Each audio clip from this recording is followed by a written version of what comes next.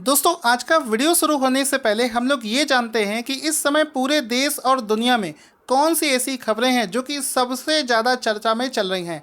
देखो, सबसे बड़ा मुद्दा अभी जो देश में चल रहा है वो चल रहा है कि भारत और चाइना के बीच में, आप सभी को पता है, लद्दाख बॉर्डर पे एक जगह है जिसको गलवान घाटी के नाम से जानते हैं। वहाँ पर कल रात अचानक से क्या हुआ था कि भारत और चाइनीज़ के जो सोल्जर्स थे उनके बीच में झड़प हो गई, जिसमें क्या हुआ कि भारत के 20 सैनिक शहीद हो गए।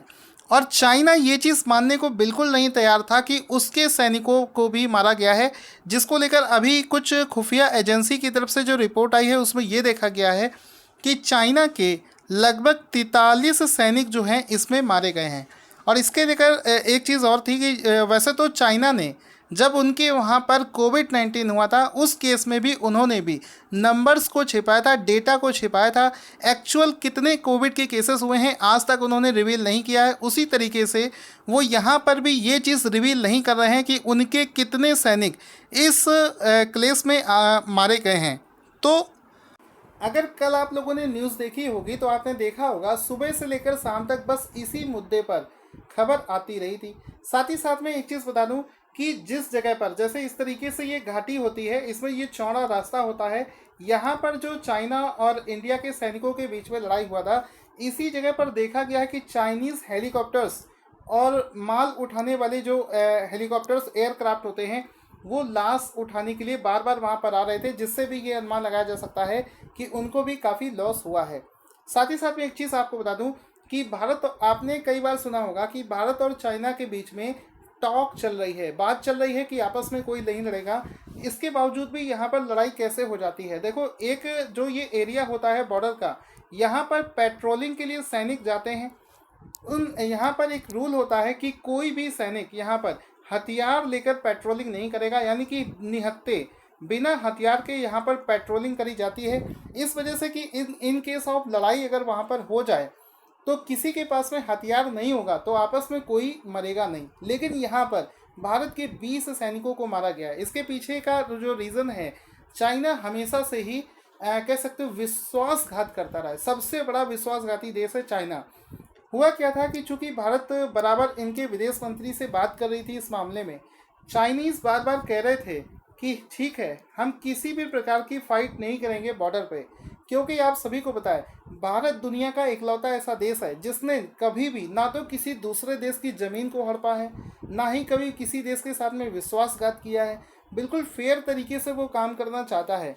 तो इस केस में क्या हुआ कि चाइनीज़ वैसे तो सामने ऑन पेपर और मीडिया पर बार बार कह रहे थे कि हम भारत के ऊपर किसी भी प्रकार का हमला नहीं करेंगे, लेकिन जब पेट्रोलिंग हो रही थी तो इन लोगों ने साजिश के तहत पहले से ही बहुत सारे पत्थर बटोर कर यहाँ पर रखे हुए थे। इंग्लिश में एक शब्द है एम्बुश, मतलब घात लगाकर बैठना, और वो बिल्कुल घात लगाकर वहाँ पर बैठे हुए थे। जैसे ही भारतीय सेना वहाँ पर पेट्रोलिंग के लिए पहुँची है, उन लोगों ने इन पत्थरों से भारतीय सेना पर अटैक कर दिया और हमारे सैनिकों को मार दिया। तो कह सकते हो ये बहुत ही कायर तरीके से ये उनका हमला रहा है। अब इस पूरे मैटर के ऊपर सबसे बड़ा जो पॉइंट है वो ये है कि सुबह से सभी लोग वेट कर रहे थे कि हमारे देश के प्रधानमंत्री इस चीज़ पर क्या बोलेंगे। तो हमारे देश के प्रधानमंत्री जब आए थे तो उन्होंने 3 या 4 मिनट कुछ बोला होगा। उसमें उन्होंने जो खास बात कही है कि चाइना को जो भ्रम बनाकर बैठा है कि भारत उसका कुछ नहीं कर पाएगा, ये भ्रम ना पाले और उकसाने के लिए जो उसको जवाब दिया जाएगा। साथ ही साथ में भारत पीएम ने एक और ख़ास बात बोली है कि हमारे देश के जो शहीद हैं उन्होंने दूसरों को मारते मारते अपने प्राण त्यागे हैं, मतलब अपने शहीद हुए हैं, और इन जवानों का जो बलिदान है वो किसी भी कीमत पर व्यर्थ नहीं जाएगा। दोस्तों आपको बता दूं, हम इकोनॉमिकली अगर देखें तो चाइना से पीछे हो सकते हैं, लेकिन अगर हम सब आप मिलकर, अब ये प्रॉपर वक्त आ चुका है, अगर हम लोगों ने इकोनॉमिकली चाइनीज़ को सबक नहीं सिखाया तो बहुत पछताने का समय आ जाएगा। क्योंकि आज ये चीज़ हमें एक्सेप्ट करना पड़ेगा कि चाइना भारत से ज़्यादा मजबूत है, चाहे वो किसी भी क्षेत्र में हो, चाहे वो इकोनॉमिकली हो या फिर किसी भी क्षेत्र में। ये वो वक्त है जिस समय हम लोगों को देश के प्रति अपना फ़र्ज निभाने का समय आ चुका है। तो विश्वास मानिए, कसम खाइए कि चाइनीज़ प्रोडक्ट को बिल्कुल छोड़ देंगे। पूरे देश के अंदर आपने देखा होगा कल की डेट में बहुत सारी चीज़ों को जलाया गया था, बहुत सारे व्यापारी चाइनीज़ आइटम्स को जला रहे थे। तो ऐसा ही हमें पूरे देश में करना पड़ेगा। ये तो मुद्दा नंबर 1 रहा। दूसरा मुद्दा क्या देश में चल रहा है दोस्तों, क्वेश्चन शुरू करेंगे, दूसरा मुद्दा और समझ लीजिए। दूसरा मुद्दा यहाँ पर दोस्तों ये चल रहा है, अभी जो हाल ही में आपने सुना होगा सुशांत सिंह राजपूत ने जो सुसाइड कर लिया था, उसको लेकर बहुत सारे वीडियो सामने आ रहे हैं, जिसमें कि ये देखा गया है कि बॉलीवुड के बहुत सारे बैनर्स हैं, जैसे कि यशराज हुए, करण जौहर हुए, सलमान खान प्रोडक्शन हुआ, इन सभी लोगों ने सुशांत सिंह राजपूत की घेराबंदी कर दी थी। मतलब उसको छिछोरे मूवी के बाद में 7 पिक्चरें उसने साइन करी थी, और अचानक से ही इन सभी लोगों ने, करण जौहर ने, सलमान खान और यशराज बैनर्स, ऐसे बहुत सारे बैनर्स हैं जिन लोगों ने आपस में मिलकर सुशांत सिंह राजपूत को घेर लिया, उसको बाइकआउट कर दिया कह सकते हो। मतलब वो किसी भी बैनर में अब उसको कोई भी मूवी नहीं दी जाएगी। तो 7 जो मूवीज़ उसने साइन करी थी उसको वहाँ से निकाल दिया गया, उनको सबसे हटा दिया गया। कहने का मतलब है ये पॉलिटिक्स आपको हर जगह मिलेगी। जो टैलेंटेड है उसकी टांग पकड़ के सभी लोग खींचना चाहते हैं। लोग चाहते हैं कि अच्छी चीज़ आगे ना बढ़ पाए, टैलेंट आगे ना बढ़ पाए। तो इस केस में वो फ्रस्ट्रेट होगा, डिप्रेशन में ही उन्होंने ऐसा किया है। तो इन दोनों मामलों पर आप लोग क्या सोचते हैं, अपना आंसर कमेंट बॉक्स में लिखना ना भूलें कि सुशांत सिंह राजपूत के साथ में जो चीज़ हुई है वो सही है या गलत, जल्दी से बताएंगे। अब अगर हम लोग क्वेश्चंस की बात करी जाए तो सबसे पहला क्वेश्चन देखो क्या बना है कि एक इंडेक्स होता है जिसको नेचर इंडेक्स 2020 के नाम से जानते हैं। इस पर मैंने आपको 3 दिन पहले एक क्वेश्चन करवाया था, जिसमें मैंने आपको बताया था कि कोई भी साइंस के क्षेत्र में रिसर्च का काम होता है तो किसी देश ने कितने ज़्यादा रिसर्च पेपर सबमिट किए हैं, इस बेसिस पर नेचर इंडेक्स 2020 तैयार किया जाता है। जिसमें मैंने आपको ये वाला क्वेश्चन ऑलरेडी करवा दिया है कि इंडिया की जो रैंकिंग है नेचर इंडेक्स 2020, मतलब इंडिया के इंस्टीट्यूट की अगर रैंकिंग देखी जाए तो पूरे इंडिया में टॉप के 30 इंस्टीट्यूट में department of science and tech के अंडर में जो इंस्टीट्यूट आते हैं उनकी संख्या है 3, यानी कि उसके 3 संस्थानों को शामिल किया गया है। लेकिन आज हम डिस्कस करेंगे कि नेचर इंडेक्स 2020 में विज्ञान अनुसंधान उत्पादन में विश्व स्तर पर भारत कौन से स्थान पर आया है। यानी कि पूरी दुनिया पे अगर बात करी जाए, पूरी दुनिया के जो इंस्टीट्यूट हैं उनके कंपैरिजन में बात करी जाए तो भारत इसमें 12वें स्थान पर आता है। तो option number A will be the right answer कि भारत इसमें 12वें स्थान पर लाइक करता है। अब इसमें देखो और हमें क्या पता होना चाहिए, इसमें हमें ये पता होना चाहिए कि दुनिया के टॉप के 3 इंस्टीट्यूट कौन कौन से हैं, कंट्रीज़ कौन कौन से हैं। पहला है इसमें यूएसए, अमेरिका हमेशा की तरह पहले स्थान पर आया है। चाइनीज़, मैं जब से करंट अफेयर्स बना रहा हूँ दोस्तों आपसे बता दूँ कि अभी तक मैं जो आंसर देखता था उसमें अमेरिका पहले स्थान पर है, दूसरे पर रसिया होता था, तीसरे पर जर्मनी या जापान हुआ करता था, या फिर फ्रांस। लेकिन अब लगातार मैं देख रहा हूँ चाइनीज़ जो है हर जगह पर टॉप 3 में पहुँच रहे हैं। तो यहाँ पर चाइनीज़ सेकंड नंबर पर है और तीसरे स्थान पर आता है जर्मनी। भारत की इसमें रैंक मैंने आपको बताई है 12वीं। साथ ही साथ में ये जो लिस्ट है ये पूरे 2019 की है, यानी कि 1 जनवरी 2019 से 31 दिसंबर 2019 तक की पूरी ये डेटा है। अब अगर पूरे टॉप के 3 इंस्टीट्यूट की बात करी जाए पूरी ग्लोबल लेवल पर तो कौन कौन से हैं। नंबर 1 पर है चाइना का एक इंस्टीट्यूट है जिसका नाम है चाइनीज़ एकेडमी ऑफ साइंस। उसके बाद में Harvard university United state of America. तीसरे स्थान पर है मैक्स प्लैंक सोसाइटी जर्मनी। ये टॉप के 3 इंस्टीट्यूट हैं। इंडिया के टॉप के 3 इंस्टीट्यूट पूरे ग्लोबल लेवल पर कौन कौन से हैं। 160 नंबर पर है council of science and industrial research CSIR। उसके बाद में है IISc बेंगलुरु। उसके बाद में है TIFR Tata institute of fundamental research, जो कि 260वें स्थान पर लाई करता है। इन इंस्टीट्यूट को भारत में पहली, दूसरी और तीसरी रैंक प्राप्त है, लेकिन ग्लोबल लेवल पर ये 160, 184 और 260 पोजीशन पर स्थित हैं। दोस्तों अगर आपने करंट अफेयर्स की तैयारी बहुत अच्छे से नहीं करी है पिछले कई महीनों से, तो आपके पास में एक मौका है। डेली बेसिस पर 500 से 600 लोग हमारी इस PDF को परचेज कर रहे हैं। और यहाँ पर आपको बता दूँ पिछले 3 महीने यानी कि मार्च, अप्रैल और मई महीने का जो करंट अफेयर्स के हमारे नोट्स हैं उसका लिंक वीडियो के डिस्क्रिप्शन में आपको दे दिया है। अभी उस पर एक ऑफर चल रहा है, आप इसको ले सकते हैं। टॉपिक वाइज आपको सारे क्वेश्चंस मिलेंगे, डिटेल के साथ में हर एक क्वेश्चन में थ्योरी मिलेगी, तो उसको आप बहुत ही शानदार तरीके से तैयार कर सकते हैं। करंट अफेयर्स का अगला शानदार क्वेश्चन बना है कि IMD वैश्विक प्रतिस्पर्धा क्षमता सूचकांक, जिसको इंग्लिश में बोलते हैं वर्ल्ड कॉम्पिटिटिवनेस रैंकिंग 2020 में भारत कौन से स्थान पर लाई करता है। तो इसका देखो राइट आंसर हो जाएगा कि इस लिस्ट में भारत 43 यानी कि 43वें स्थान पर लाई करता है। किस चीज़ में, एक बार अच्छे से फिर से जानेंगे। वर्ल्ड कॉम्पिटिटिवनेस रैंकिंग 2020, एक बार अच्छे से फिर से समझना, क्योंकि ये क्वेश्चन एग्जाम में डेफिनेटली पूछा जाता है। IMD की तरफ से वर्ल्ड कॉम्पिटिटिवनेस रैंकिंग 2020 में भारत जो है ये 43वें स्थान पर लाई करता है। 43rd is the right answer. यहाँ पर आप देख सकते हैं इस पूरी लिस्ट को IMD की तरफ से टॉप 10 मोस्ट कॉम्पिटिटिव इकोनॉमीज़ में अगर देखा जाए तो इसमें टॉप के इसमें देखो सिंगापुर पहले स्थान पर है, डेनमार्क दूसरे, स्विट्जरलैंड तीसरे स्थान पर है और इसमें USA जो है ये 10वें स्थान पर पहुंच गया है। तो ऑप्शन नंबर देखकर टिक कर देना। ये जो ये रैंकिंग है इसको institute for management development IMD के द्वारा जारी किया जाता है। पिछले साल की बात करी जाए 2019 में भी भारत इसमें 43वें स्थान पर था और 2020 में भी भारत इसमें 43वें स्थान पर ही लाई कर रहा है। इसमें कुल मिलाकर 63 देश शामिल हैं। 63 देशों को मिलाकर ये लिस्ट बनाई गई है और इसमें टॉप के 3 देशों की बात करी जाए तो सिंगापुर, डेनमार्क और स्विट्जरलैंड, ये टॉप के 3 देश हैं। साथ ही साथ में इसमें खास बात ये है कि कोविड-19 होने के बावजूद भी इंडिया का जो इकोनॉमी कॉम्पिटिटिवनेस है वो अभी उसी स्थान पर है, यानी कि 2019 में भी हम 43rd थे और 2020 में भी हम उसी स्थान को बनाए हुए हैं, टिके हुए हैं। लेकिन अमेरिका और चाइना जैसे देश फिसल कर पीछे जा चुके हैं। अमेरिका पहले तीसरे स्थान पर था जो कि अब 10वें स्थान पर पहुंच गया है। चाइना पहले 14वें स्थान पर था जो कि अब 20वें स्थान तक पहुंच चुका है।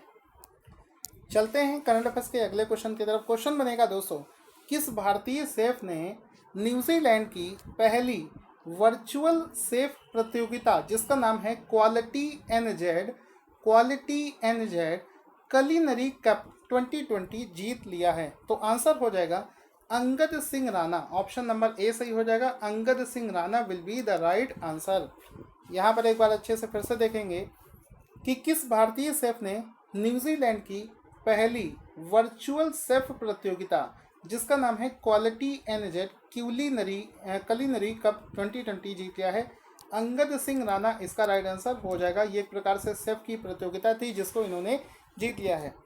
न्यूजीलैंड के इस समय जो PM है वो हैं जैकिंडा ऑर्डेन।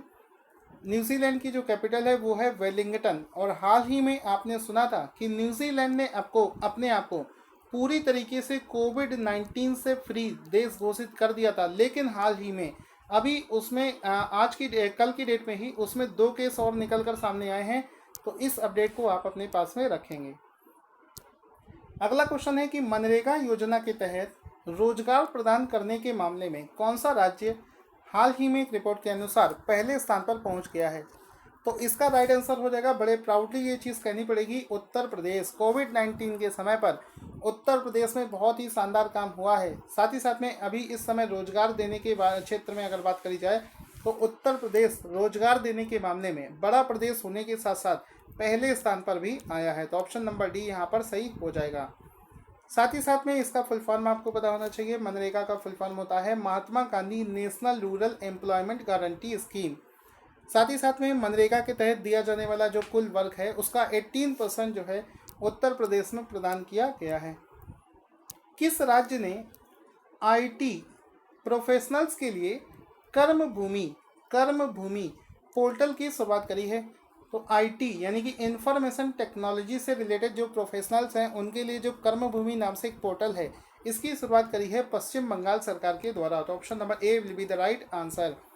अब इसमें एक चीज़ जानेंगे, इस पोर्टल पर क्या होगा। इस पोर्टल पर यह होगा कि जितनी भी IT प्रोफेशनल्स वाली कंपनी है वो लोग वहाँ पर अपना रजिस्ट्रेशन करवाएंगी। जिसको अगर किसी वैकेंसी की ज़रूरत है तो वो वहाँ पर अपना लिस्टेड करेगा। साथ ही साथ में जिन लोगों को जॉब की ज़रूरत है वो वहाँ पर अपना रजिस्ट्रेशन करवाएंगे। अब जिस कंपनी को IT प्रोफेशनल्स की ज़रूरत है वो वहाँ पर जाकर अपना बंदा रिक्रूट कर सकते हैं। तो इस प्रकार से ये पूरा नेटवर्क जो है वो काम करेगा। आगे चलते हैं। ये वाला क्वेश्चन हम लोग कर चुके हैं। करंट अफेयर्स के अगले शानदार क्वेश्चन में यहाँ पर दोस्तों आप देख सकते हो, आपको बहुत ही शानदार तरीके से कर्णफिस करवाए जाते हैं। पूरी टीम लगी हुई है, एक भी क्वेश्चन आपके इससे बाहर जाने के चांसेस नहीं लगते हैं। किस राज्य ने शहीदों के परिवारों को अब 50 लाख की आर्थिक सहायता देने की घोषणा करी है? तो आंसर हो जाएगा उत्तर प्रदेश। पहले उत्तर प्रदेश में किसी शहीद को 25 लाख रुपए दिए जाते थे, जिसको हाल ही में योगी आदित्यनाथ के द्वारा बढ़ाकर 50 लाख रुपए कर दिया गया है। तो ऑप्शन नंबर बी यहाँ पर सही हो जाएगा। तो एक बहुत ही अच्छी पहल है और इसको बहुत ही आसानी से पास कर दिया गया था इस बिल को, क्योंकि इसमें कोई भी आपत्ति यहाँ पर किसी को नहीं हो रही होगी। साथ ही साथ में इस योजना को 1 अप्रैल 2020 से लागू कर दिया गया है। उसके बाद में जो भी शहीद उत्तर प्रदेश से बिलोंग करेगा, चाहे वो सेना का हो चाहे वो अर्धसैनिक बलों का क्यों ना हो, उसको यूपी सरकार 50 लाख रुपए प्रदान करने की ऐलान कर चुका है। उसके बाद में क्वेश्चन है, किस राज्य सरकार ने सौनी योजना का दूसरा और तीसरा चरण हाल ही में लागू करने की घोषणा करी है? तो आंसर हो जाएगा, ये जो सौनी योजना है ये गुजरात सरकार के द्वारा लॉन्च करी गई थी। तो गुजरात इसका राइट आंसर हो जाएगा। गुजरात राज्य से बिलोंग करती है सौनी योजना। इस योजना का फुल फॉर्म क्या है? सौराष्ट्र नर्मदा अवतरण सिंचाई योजना इसका पूरा नाम है। और इसका पहला चरण हो चुका था, हाल ही में चर्चा में इस वजह से है क्योंकि इसका दूसरा और तीसरा चरण हाल ही में शुरू किया जाएगा, जिसको 15 अगस्त 2020 और मार्च 2021 तक पूरा कर लिया जाएगा। इसमें क्या है, इस योजना का उद्देश्य है सौराष्ट्र के 115 बांधों को नर्मदा के पानी से भरना। इसका पूरा कह सकते हो उद्देश्य है, सो दैट सिंचाई में इसका फायदा उठाया जा सके। उसके बाद में क्वेश्चन है कि अंकटैड UNCTAD की एक वर्ल्ड इन्वेस्टमेंट रिपोर्ट 2020 के अनुसार वर्ष 2019 में फॉरेन डायरेक्ट इन्वेस्टमेंट FDI प्राप्त करने के मामले में भारत विश्व में कौन से स्थान पर रहा है? तो राइट आंसर हो जाएगा, भारत विश्व में 9वें स्थान पर रहा है। वर्ष 2019 में किसी भी देश के द्वारा जो FDI प्राप्त किया गया है, FDI का मतलब होता है फॉरेन डायरेक्ट इन्वेस्टमेंट, यानी कि कोई दूसरा देश भारत के अंदर में जो इन्वेस्ट करता है किसी भी प्रकार का प्लांट लगा के या फिर किसी भी फिजिकल फैक्ट्री के फॉर्म में, वो फॉरेन डायरेक्ट इन्वेस्टमेंट के रूप में जाना जाता है। और पूरी दुनिया में जितना भी FDI आया है वर्ष 2019 में, उस मामले में भारत 9वें स्थान पर आया है। इसी क्वेश्चन में आपसे घुमा फिराकर ये भी पूछा जा सकता है कि बताओ वर्ल्ड इन्वेस्टमेंट रिपोर्ट 2020 किसके द्वारा जारी करी जाती है? तो अंकटैड इसका राइट आंसर हो जाएगा, जिसके द्वारा इसको जारी किया जाता है। इसको आप देख सकते हो न्यूज़पेपर में भी, इसमें आप खबर निकली है कि India at 9th largest recipient of FDI in 2019। F से मतलब फॉरेन डायरेक्ट इन्वेस्टमेंट, इसका पूरा आर्टिकल आप यहाँ पर पढ़ सकते हैं। और ये जो PDF है डेली बेसिस पर आपको टेलीग्राम पर भेज दिया जाता है, जहाँ पर आप इसको डिटेल में एनालिसिस कर सकते हैं। उसके बाद में क्वेश्चन मिल भी अंकटैड की वर्ल्ड इन्वेस्टमेंट रिपोर्ट 2020 के अनुसार वर्ष 2019 में भारत में निवेश किया गया कुल FDI कितने अरब डॉलर था, यानी कि कितने बिलियन डॉलर था? तो आंसर हो जाएगा कि 2019 में भारत में जितना भी FDI आया है वो था 51 अरब डॉलर। 51 अरब डॉलर, ठीक है। Option number B will be the right answer. 51 अरब डॉलर जो था ये पूरा जो भारत को प्राप्त हुआ है, इसको बिलियन डॉलर में अगर देखा जाए तो 51 billion dollar will be the right answer. वर्ष 2018 से अगर हम कंपेयर करें इस डेटा को, तो 9 बिलियन डॉलर एक्स्ट्रा FDI प्राप्त हुआ है वर्ष 2019 में। साथ ही साथ में 2020 की तुलना में 20% FDI की बढ़ोतरी यहाँ पर देखी गई है। दोस्तों कल ट्विटर पर अगर आपने देखा होगा तो अचानक से एक हैशटैग चल रहा था जिसमें टैफे ट्रैक्टर की बात हो रही थी। अब इस टैफे ट्रैक्टर ने ऐसा क्या काम किया है जिसकी वजह से उसकी तारीफ हो रही थी? तारीफ इस वजह से हो रही थी कि कोविड-19 की वजह से जो बेचारे गरीब किसान हैं जिनके पास में ट्रैक्टर नहीं होता है, उनको किराए पर ट्रैक्टर की ज़रूरत होती है, क्योंकि वो नया ट्रैक्टर अफोर्ड नहीं कर सकते हैं। तो ऐसे केस में क्वेश्चन बनेगा कि किस ट्रैक्टर कंपनी ने गरीब किसानों के लिए फ्री ट्रैक्टर रेंटल सर्विस की शुरुआत करी है? तो आंसर हो जाएगा टैफे ट्रैक्टर ने। इसने एक नया तरीके का एक योजना की शुरुआत करी है जिसमें इसने गरीब किसानों को जो कि कोविड-19 से अफेक्टेड हैं, जिनके पास में पैसा नहीं है, उनको ट्रैक्टर की जो ज़रूरत होती है चाहे खेती बाड़ी के लिए, फ्री ऑफ कॉस्ट या फिर माइनर रेंटल सर्विसेज पर किराए पर ट्रैक्टर उपलब्ध कराने को लेकर एक योजना की शुरुआत करी गई है। जब से इस योजना की उन लोगों ने शुरुआत करी है, बहुत सारे किसानों ने इसका फ़ायदा उठाया है। तो टैफे ट्रैक्टर ने इस काम को किया है, तो TAFE will be the right answer. TAFE का फुल फॉर्म अगर देखा जाए तो tractors and farm equipment limited will be the right answer, its full form. इस योजना को कुछ गिने चुने राज्यों में अभी शुरू किया गया है, जैसे कि उत्तर प्रदेश, राजस्थान, तमिलनाडु। 1 अप्रैल 2020 से उन्होंने इस योजना को शुरू किया गया था 90 डेज के लिए, और इसको 30 जून 2020 तक के लिए अभी लागू किया गया है। हो सकता है इस योजना को आगे भी बढ़ा दिया जाए। इस वजह से जब ट्विटर पर लोगों को इसके बारे में पता चला तो सभी ने इसकी बहुत ज़्यादा तारीफ़ की। आप इस योजना के बारे में क्या सोचते हैं? अगर कोई बड़ी कंपनी किसी गरीब की मदद करती है तो इससे अच्छा कुछ नहीं हो सकता। और अपने देश के सैनिकों के लिए, किसानों के लिए जितने भी अच्छे काम होंगे उसको हमें सपोर्ट करना चाहिए। दोस्तों, आज का वीडियो अगर आपको अच्छा लगा हो तो वीडियो को लाइक और शेयर करें, जिससे हमें ये पता चले कि आपको हमारा कंटेंट अच्छा लगता है। अब शुरू करते हैं आज के करंट अफेयर्स का रिवीजन। आपसे क्वेश्चन पूछता जाऊंगा, आपको इसका आंसर देते जाना है। नेचर इंडेक्स में भारत कौन से स्थान पर पूरी दुनिया में लाई करता है? सो राइट आंसर विल बी 12वें स्थान पर लाई करता है। फिर उसके बाद में था एक अवार्ड है जिसका नाम है क्वालिटी एनजेट क्यूलिनरी कप 2020। किसे दिया गया है? तो ये प्रदान किया गया है अंगद सिंह राणा को।